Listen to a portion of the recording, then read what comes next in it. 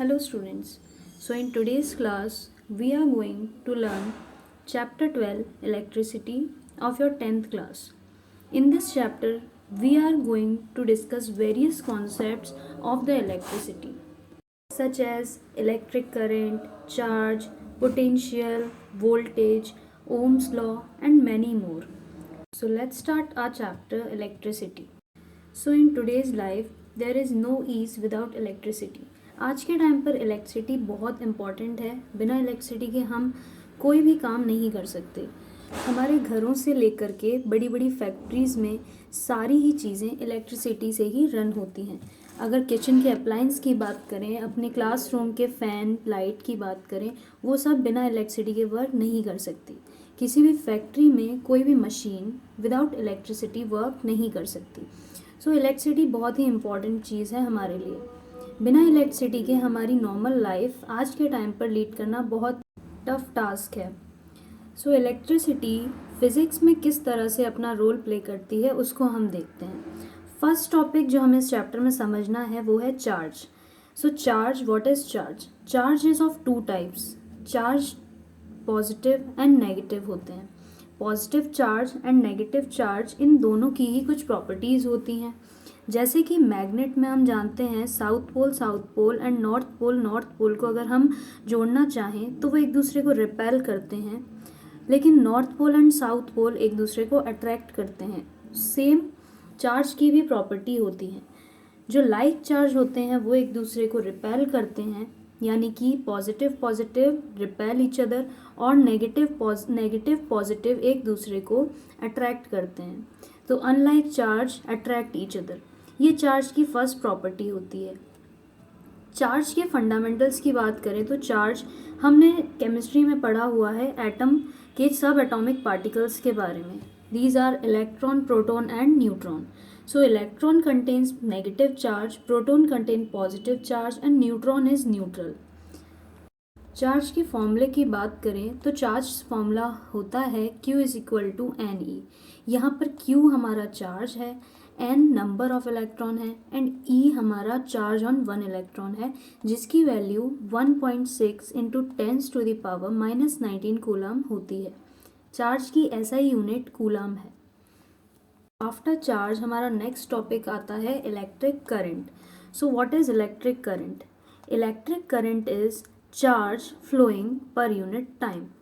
किसी भी कंडक्टर में कितना चार्ज फ्लो हो रहा है वही इलेक्ट्रिक करंट कहलाता है. इलेक्ट्रिक करंट को हम I से रिप्रेजेंट करते हैं और इलेक्ट्रिक करंट का फॉर्मूला होता है Q/T. I is equal to Q/T electric current का फॉर्मूला होता है. इलेक्ट्रिक करंट की यूनिट होती है एम्पियर. जब हम इलेक्ट्रिसिटी के बारे में पढ़ते हैं तो एक बात हमें ये भी पता होनी चाहिए कि electricity are of two types, static electricity and current electricity. Static electricity stationary electricity या रुकी हुई इलेक्ट्रिसिटी को हम कह सकते हैं, और करंट इलेक्ट्रिसिटी होती है मेनली जिसमें चार्ज फ्लो हो रहा है. इस चैप्टर में हमें मेनली करंट इलेक्ट्रिसिटी को ही पढ़ना है. थर्ड टॉपिक है इस चैप्टर में, दैट इज़ इलेक्ट्रिक पोटेंशियल या पोटेंशियल डिफरेंस. पोटेंशियल डिफरेंस बहुत ज़रूरी है फ्लो ऑफ इलेक्ट्रॉन्स के लिए या फ्लो ऑफ चार्ज के लिए, क्योंकि हर एक चीज़ में एक डिफरेंस होना चाहिए, लेवल में डिफरेंस होना चाहिए, तभी कोई चीज़ फ्लो हो सकती है. So potential difference, what is potential difference? The work done in moving a charge from one place to another is called potential difference. किसी भी चार्ज को एक जगह से दूसरी जगह ले जाने में जो वर्क डन होता है उसी को हम पोटेंशियल डिफरेंस कहते हैं. जनरली हम इसे वोल्टेज के नाम से जानते हैं और इसकी SI यूनिट होती है वोल्ट. पोटेंशियल डिफरेंस को हम वोल्ट मीटर में मेज़र कर सकते हैं.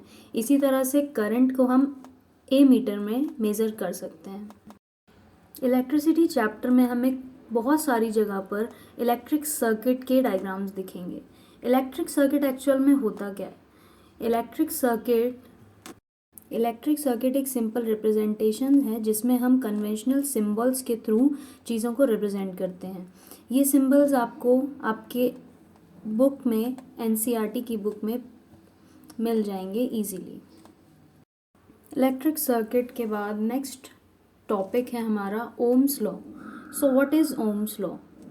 ओम जो एक साइंटिस्ट थे, उन्होंने हमें एक लॉ बताया जिसमें उन्होंने कहा कि at constant temperature the current flowing through a conductor is directly proportional to the potential difference across it. इसका मीनिंग ये था कि किसी भी कंडक्टर में जो करंट फ्लो कर रहा है वो उसके पोटेंशियल के डायरेक्टली प्रोपोर्शनल होगा, जिसको हम रिप्रेजेंट कर सकते हैं V is directly proportional to I।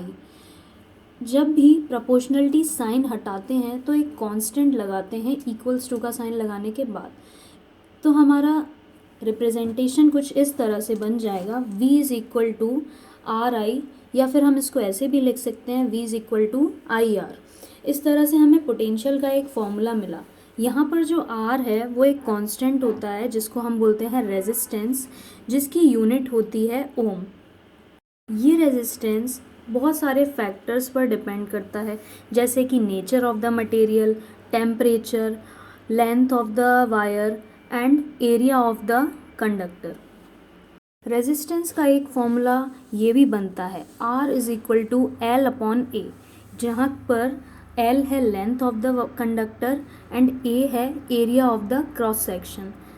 So resistance directly proportional होता है लेंथ ऑफ द कंडक्टर के और इन्वर्सली प्रोपोर्शनल होता है A के। So R proportional to L upon A formula बनता है। जैसा कि हमने पीछे सीखा था, प्रोपोर्शनलिटी साइन हटाते हैं और इक्वल्स टू लगाते हैं तब हमें एक कांस्टेंट यूज़ करना पड़ता है। तो यहाँ पर ये कांस्टेंट होता है रो। रो का फुल फॉर्म है या रो का मीनिंग है रेजिस्टिविटी। रेजिस्टिविटी का भी एक फॉर्मूला बन सकता है इसी से। So resistivity is equal to RA upon L। ये सारी चीज़ें हमारे ओम्स लॉ से ही हमें धीरे धीरे आगे समझने को, ये सारे टॉपिक हमें ओम्स लॉ से मिले। और इसके अलावा भी इस यूनिट में काफ़ी सारे और भी टॉपिक्स हैं जिनको हम नेक्स्ट वीडियो में समझेंगे। अभी के लिए कुछ और टॉपिक्स हो सकते हैं, जैसे कि define 1 ampere of current. So 1 ampere current कब होता है ये हमें पता होना चाहिए। 1 एम्पियर करंट जब 1 कूलम ऑफ चार्ज पास हो रहा है 1 सेकेंड में, तब हम उसको कहते हैं कि 1 एम्पियर ऑफ करंट होता है। इसके अलावा 1 वोल्ट पोटेंशियल भी पूछा जा सकता है। सो what is 1 volt potential? 1 volt potential तब होता है जब 1 जूल ऑफ वर्क डन हो रहा है 1 कूलम ऑफ चार्ज को मूव करने में from one place to another. Then हम लोग कहते हैं कि 1 volt potential is being covered. यहाँ पर आपको ये सारे सिंबल्स मिल जाएंगे जो हमें सर्किट डायग्राम में हेल्प करते हैं। ये सारे सिंबल्स हमें डिफरेंट चीज़ों के बारे में बता रहे हैं, जैसे कि इलेक्ट्रिक सेल का सिंबल दिया हुआ है, बैटरी का सिंबल दिया हुआ है, switch on and switch off दोनों कंडीशंस में दिया हुआ है, switch open and switch close, wire joint, wire crossing without joining, electric bulb, resistance, variable resistance या फिर हम इसको रियोस्टेट भी कहते हैं, एमीमीटर एंड वोल्ट मीटर। ये डिफरेंट सिंबल्स हैं जो कि हमें याद होने चाहिए, हमें पता होना चाहिए किसका सिंबल कौन सा है। तो ये हमें हेल्प करते हैं सर्किट डायग्राम्स में। ये सारे सिंबल्स हमें सर्किट डायग्राम में हेल्प करेंगे और हमें आगे के क्वेश्चंस में भी ये बहुत ज़्यादा हेल्प करेंगे। ओम्स लॉ हमें यहाँ पर दिया गया है। ओम्स लॉ के थ्रू हम काफ़ी सारी चीज़ें पता कर सकते हैं। ओम्स लॉ से हमें जो फॉर्मूले मिले हैं उनसे भी हम काफ़ी सारे क्वेश्चन सॉल्व कर सकते हैं। इलेक्ट्रिसिटी चैप्टर में हमें आगे जा कर के कॉम्बिनेशन ऑफ रेजिस्टर्स टॉपिक के बारे में पढ़ना है। So combination of resistors 2 types के होते हैं। One is series and second is parallel. Series combination जैसे कि दिवाली पर डेकोरेशन के लिए जो लाइट्स यूज़ करते हैं, न्यू ईयर पर जो लाइट्स यूज़ करते हैं, उसमें जो कॉम्बिनेशन होता है वो एक सीरीज़ कॉम्बिनेशन ऑफ रेजिस्टर्स है। और जो हमारे घरों में नॉर्मल कॉम्बिनेशन रहता है उसको पैरेलल कॉम्बिनेशन बोला जाता है। सीरीज़ कॉम्बिनेशन का एक डिसएडवांटेज है कि अगर एक बल्ब फ्यूज़ हो जाता है तो बाकी सारे बल्ब भी उससे अफेक्ट होते हैं, लेकिन पैरेलल कॉम्बिनेशन में ऐसा नहीं है। पैरेलल कॉम्बिनेशन में अगर एक अप्लायंस ख़राब हो भी जाता है तो दूसरे अप्लायंसेस पर कोई इफ़ेक्ट नहीं पड़ता। ये एक एडवांटेज है पैरेलल कॉम्बिनेशन का, जिसके वजह से हमारे घरों में वही कॉम्बिनेशन यूज़ किया जाता है।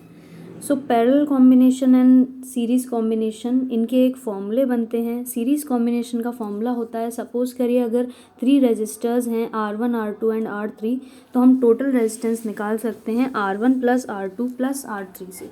और पैरेलल कॉम्बिनेशन में 1/Rp is equal to 1/R1 plus 1/R2 plus 1/R3, ये सीरीज़ और पैरेलल कॉम्बिनेशन के डिफरेंट फॉर्मूले बनते हैं। कॉम्बिनेशन ऑफ रेजिस्टर्स के बाद नेक्स्ट टॉपिक हमारा आता है, वो है heating effect of the current. Heating effect of the current simple हम लोग समझ सकते हैं इसको, जैसे कि हमारे घरों में इलेक्ट्रिक आयरन होती है, हेयर ड्रायर होते हैं, ये करंट के इफ़ेक्ट से हीट हो जाते हैं। रूम हीटर्स इसका बहुत ही अच्छा एग्जांपल है। रूम हीटर्स जिनमें करंट फ्लो होता है और करंट के कारण वो करंट एनर्जी चेंज हो जाती है हीट एनर्जी में, ये सबसे अच्छा एग्जांपल है heating effect of the current का। So heating effect of the current कुछ इस तरह से वर्क करता है। इसी इफेक्ट में हम जूल्स लॉ ऑफ हीटिंग को भी पढ़ते हैं। जूल्स लॉ ऑफ हीटिंग हमें ये बताता है किसी कंडक्टर में जो हीट प्रोड्यूस हो रही है वो डायरेक्टली प्रोपोर्शनल होती है square of the current, resistance and time के।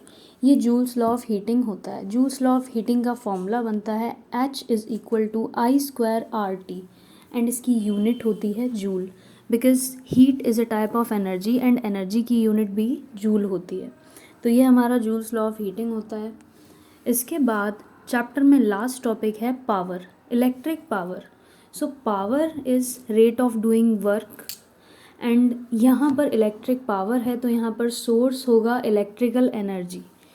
पावर का फॉर्मूला होता है work by time, that is P is equal to W/T। हमारे इस चैप्टर में पावर के और भी कुछ फॉर्मूले बनते हैं, जैसे कि V/I या फिर V²/R या फिर I²R। ये फॉर्मूले पावर के होते हैं। पावर की यूनिट होती है what. So this is all about chapter 12 electricity. इस चैप्टर में ये सारे टॉपिक्स हैं। इन सारे टॉपिक्स के थ्रू हमें इस चैप्टर में डिफरेंट क्वेश्चंस बनते हैं जो कि आपको टॉपिक्स को पढ़ने के बाद समझ में आ जाएंगे। Thank you.